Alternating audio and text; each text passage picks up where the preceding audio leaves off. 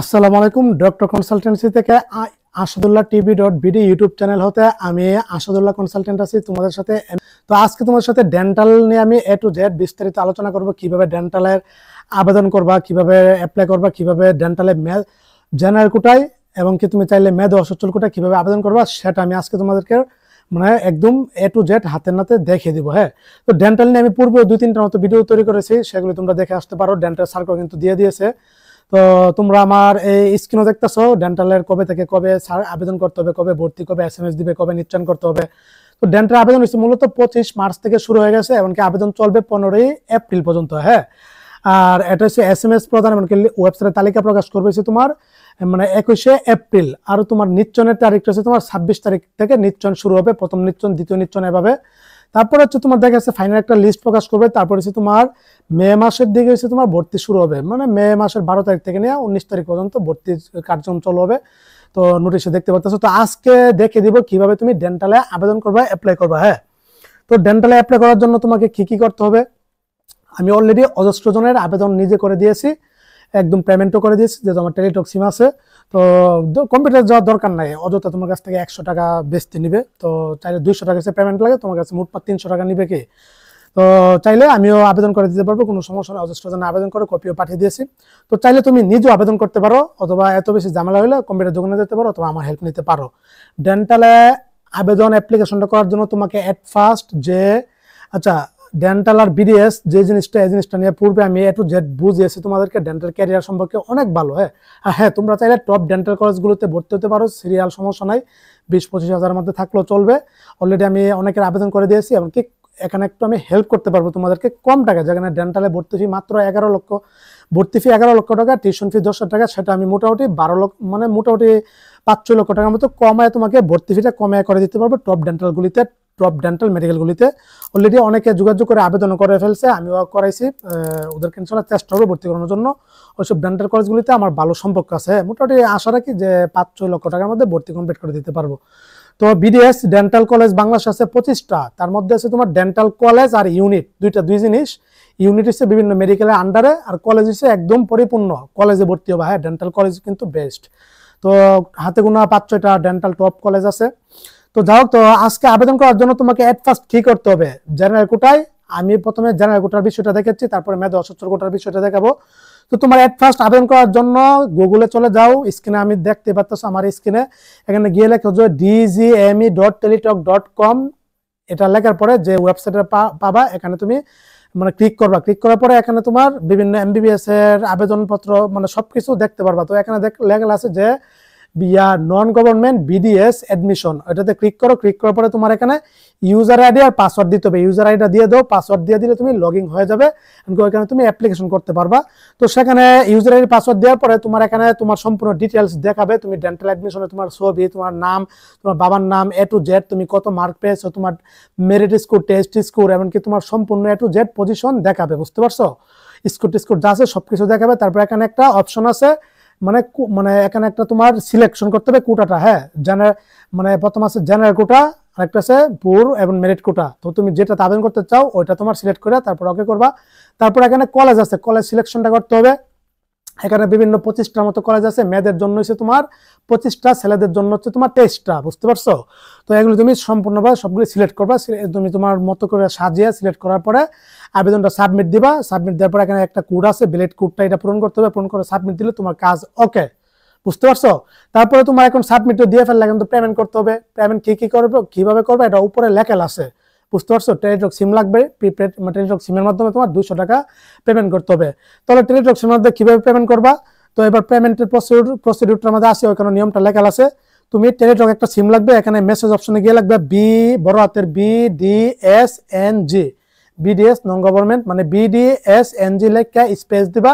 Space দেওয়ার পরে তোমার ইউজার আইডিটা লাগবা। ইউজার আইডি লেখার পরে মানে 16222 এই নাম্বারে তুমি সেন্ড করে দেওয়ার পরে তোমাকে একটা SMS দিবে। সেখানে তোমাকে SMS দিয়ে তোমাকে তোমার নামটা শো করবে, তোমার আবেদনটা দেখাবে, এমনকি শো করার পরে SMS এ একটা পিনকোড আসবে।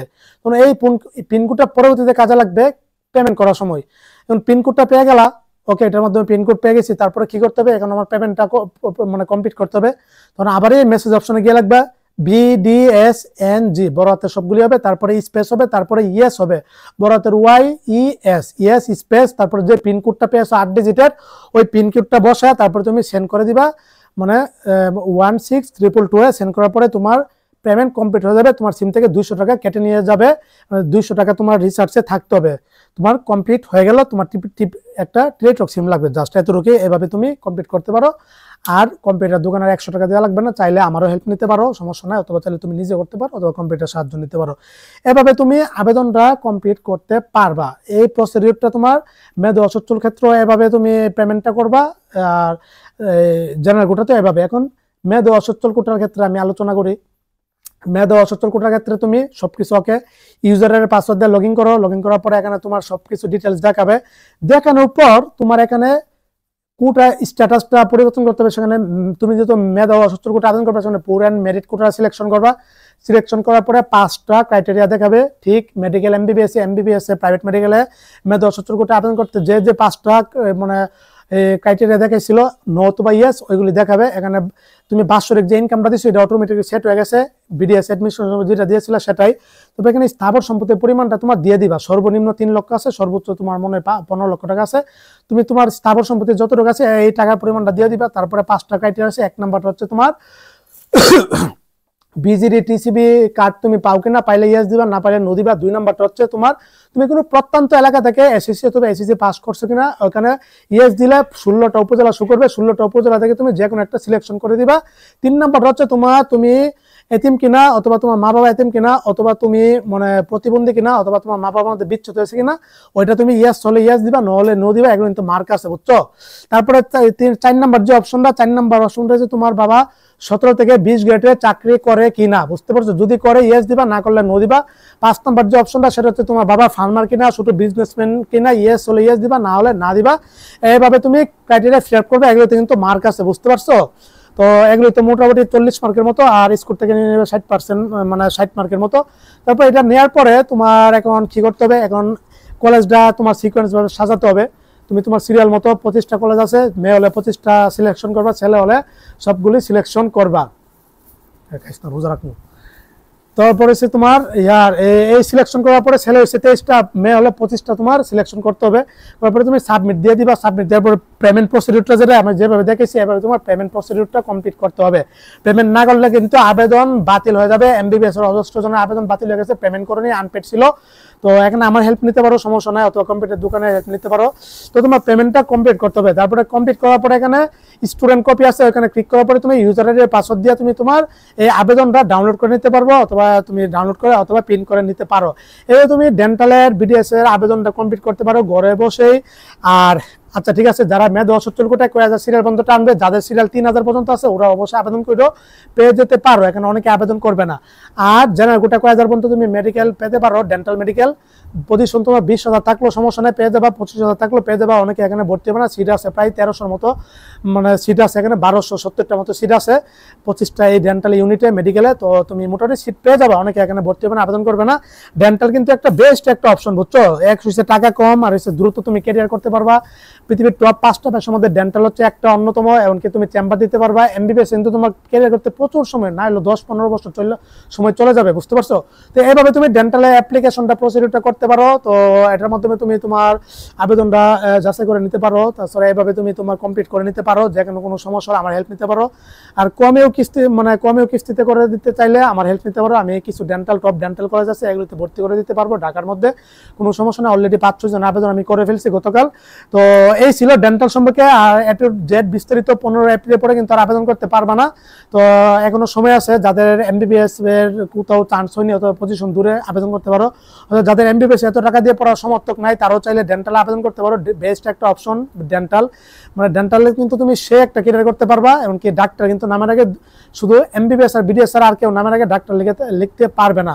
তো এই ছিল, বিস্তারিত আলোচনা করার চেষ্টা করেছি। আজকে অলরেডি 29 মার্চ, আমি কালকে বাসায় চলে যাব। ভিডিওটা শর্ট নিয়ে নিলাম। তো রোজা অলরেডি শেষ পর্যায়ে, ঈদ আর মানে বাংলাদেশে আশা করি কালকে দিন পরে ঈদ হয়ে যাবে। হোস্টেলে কেউ নাই, একা আমি, আমার এক বন্ধু আছে। তো অলরেডি আমি চলে যাবো বাসায়। তো তোমাদের সাথে দেখা হবে ইনশাল্লাহ। তোমাদের জন্য, ভিডিওর জন্য, এমনকি যেহেতু বাসায় ভালো লাগে না তার জন্য এতদিন ছিলাম। অলরেডি 23 মার্চ কিন্তু মেডিকেল বন্ধ হয়েছে, সবাই চলে গেছে হোস্টেলে, আমি একলা পড়ে আছি, একলা অনেক কষ্ট, খাবার দাবারের ব্যবস্থা নাই, খেলারও ছুটিতে চলে গেছে। তো এই ছিল চ্যানেলটা, ভিডিওটা আপলোড করা 3 অথবা 4 এপ্রিল। আমার চ্যানেলের সমস্যা আছে তোমরা জানো, এটা ইনশাল্লাহ ঠিক হবে 3 অথবা 4 এপ্রিলের দিকে ইনশাল্লাহ, তখন ভিডিওটা দেখতে পারবা। সকলকে অগ্রিম ঈদ মুবারক, ঈদের শুভেচ্ছা, কেনাকাটা করো। আর আমি 10 বছর যাবত ঈদের কেনাকাটা করি না, আসলে কিসের জন্য করি না এটা আসলে তোমরা ভালো জানো। আমাদের অপর প্রান্তে যারা আছে, আমাদের এই টার্মগুলি মুখে এখন নেওয়া সমস্যা হবে আমার চ্যানেলের। তোমরা জানোই আমাদের যে আছে, ওরা কিন্তু শান্তিতে নাই, অনেক সমস্যার মধ্যে আছে। ওরাও যেমন ঈদ করতে পারে না, ঈদের আনন্দ করতে পারে না। তো ওইটাকে আমি বিসর্জন দিয়েছি আজকে টানা 10 বছর যাবত। ঈদের কোনো কেনাকাটা কিন্তু আমি করি না, পুরান পোশাক দিয়ে কিন্তু আমি ঈদ পালিত করি। হ্যাঁ, জানা রাখবে, আমি সেই 2014 সালের পর থেকে আমি আর কিন্তু ঈদের কেনাকাটা ভুলও করিনি, আর এটা মনে হয় না আর করা হবে। হ্যাঁ, ওদের জন্য উৎসর্গ করলাম, ওরা তো ঈদ পালন করতে পারতেছে না, এসব জানে। এগুলি আসলে এটার জন্য চ্যানেলে সমস্যা হয়েছে, এখন এই টার্মগুলি, এই জিনিসটা সম্পর্কে উচ্চারণ করা যাচ্ছে না, করলে সমস্যা হয়ে যাবে। তো সকলে ঠিক আছে, সুন্দর ঈদের কেনাকাটা করো, সবার জন্য শুভকামনা রইল। পরিবার পরিজন সবাইকে নিয়ে, পাড়া প্রতিবেশী নিয়ে ঈদের আনন্দ বিনিময় করো, আনন্দ করো, সমস্যা নাই, টেনশনের কারণে। যারা এমবিবিএস আবেদন করছে সবাই চান্স পাবে ইনশাল্লাহ, ওয়েটিং লিস্ট দিবে, দ্বিতীয় সার্কুলার দিবে, সবাই মোটামুটি পাবা, ডেন্টালও সবাই পাবা, কোনো সমস্যা নেই। এবার আবেদন খুবই কম। হ্যাঁ, তো এতটুকু ছিল। সবাই ভালো থাকো, সুস্থ থাকো, সকলের জন্য অনেক অনেক শুভকামনা এবং দোয়া রইল। আসসালামু আলাইকুম ওয়া রাহমাতুল্লাহি ওয়া বারাকাতুহু। ঈদ মুবারক।